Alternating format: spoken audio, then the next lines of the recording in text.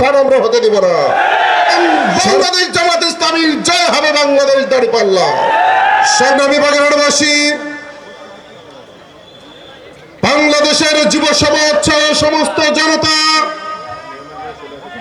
রক্ত দিতে শিখেছে, জীবন দিতে শিখেছে, জুলুম অত্যাচার নির্যাতন সহ্য করতে শিখেছে।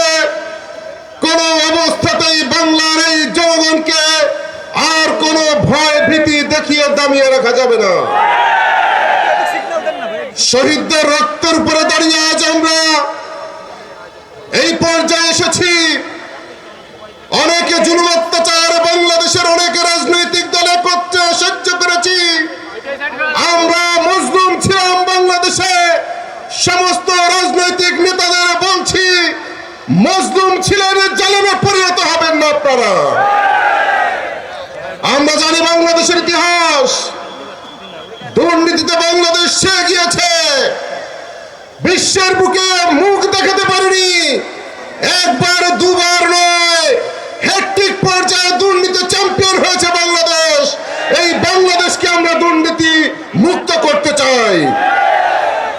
সম্মানিত ভাইরা, আমরা বিভিন্ন মহল থেকে উস্কানিমূলক কথা শুনতে পাই, হুমকি ধামকির কথা শুনতে পাই। স্পষ্ট করে জামাত ইসলামের পক্ষ থেকে, 11 দলের পক্ষ থেকে বলছি, এই জাতিকে হুমকি দিয়ে, জুজুবুরির ভয় দেখিয়ে কোনোভাবে আর নতি স্বীকার করানো সম্ভব হবে না।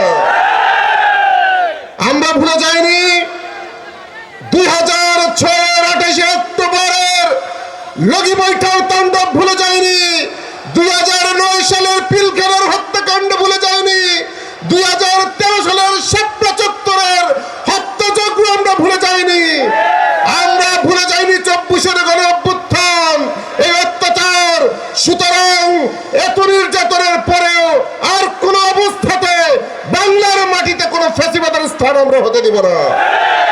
সর্বশেষ কথা বলতে চাই, বাংলাদেশের কৃষক, শ্রমিক, ছাত্রের জয় বদলাবে বাংলাদেশ, বদলাবে রাষ্ট্রের পাল্লা।